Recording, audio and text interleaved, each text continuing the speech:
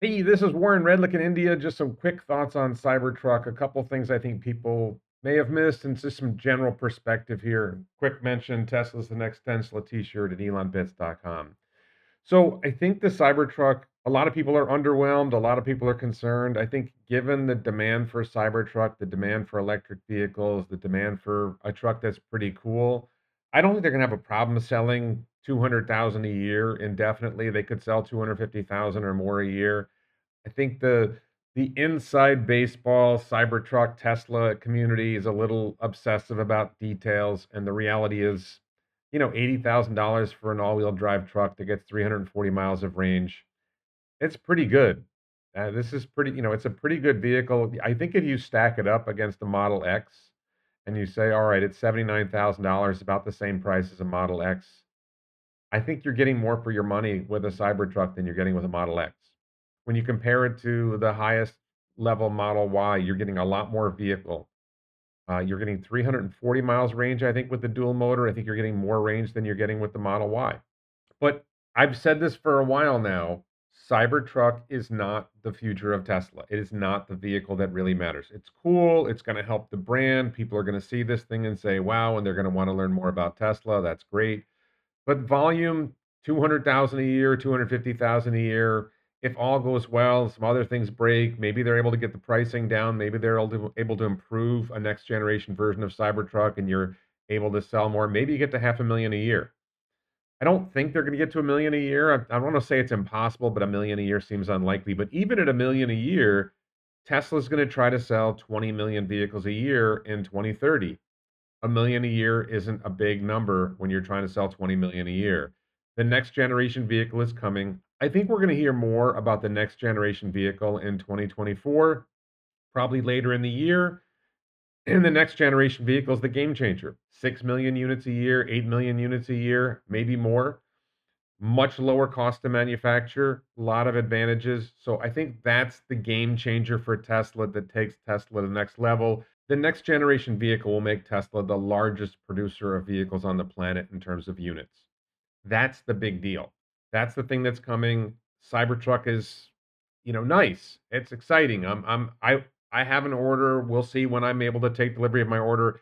We'll see whether I'll be able to bring my vehicle to an Asian country, whichever country I end up living in. Right now, by the way, this is a detail I think a lot of people missed. Cybertruck can be ordered in US, Canada, and Mexico. If you go to the website, it can be ordered in Mexico as well.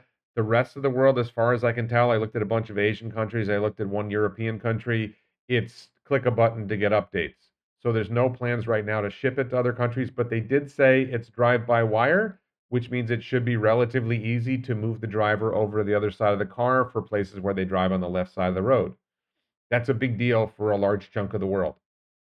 It's a big deal for Japan. Now, I don't think Cybertruck's going to be a big hit in Japan, but Thailand is a big deal.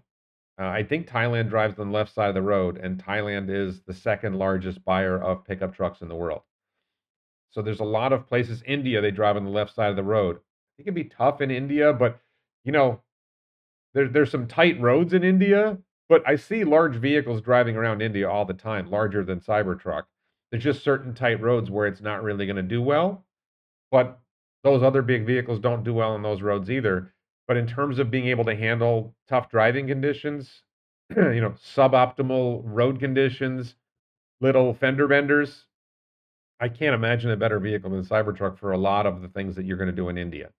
So, once they are able to crack the Indian market, now the price of Cybertruck is going to be, insane for Indian buyers. So I don't see the market being very large here. But the market for Cybertruck in Thailand might be bigger than people are thinking. The big deal coming forward, if you're a long-term investor in Tesla, if you're thinking Tesla is the next Tesla and that's where you're putting your money, it's the next generation vehicle, it's FSD and it's bought. Cybertruck is fun. I'm excited to see it. Helps the brand. Not a game changer for the long-term future of Tesla. I've been saying that for a while, and I have two Cybertruck orders, and I am hoping I'll be able to get one of them and bring them here. I think the idea that you're going to buy your Cybertruck for, let's say, $79,000, and you're going to resell it to somebody at a major profit, I think given that the pricing of the dual motor is $80,000 and the tri-motor, the performance version is $100,000, I think the reselling is probably not going to be that big of a deal. There'll be some people who are gonna sell in the first 6 months and make a profit, but the profit just won't be that large. That's my guess. I'm not sure. So there's this extended battery you can buy that you can put in the bed. They didn't offer. I don't know that they said what the pricing is on that yet. I don't know, like, a lot of configuration details are yet. Anyway, I remain excited about Tesla. I think, the watch for the Tesla nerds getting overly panicked over little details and missing the larger picture that, hey, they did something that was impossible.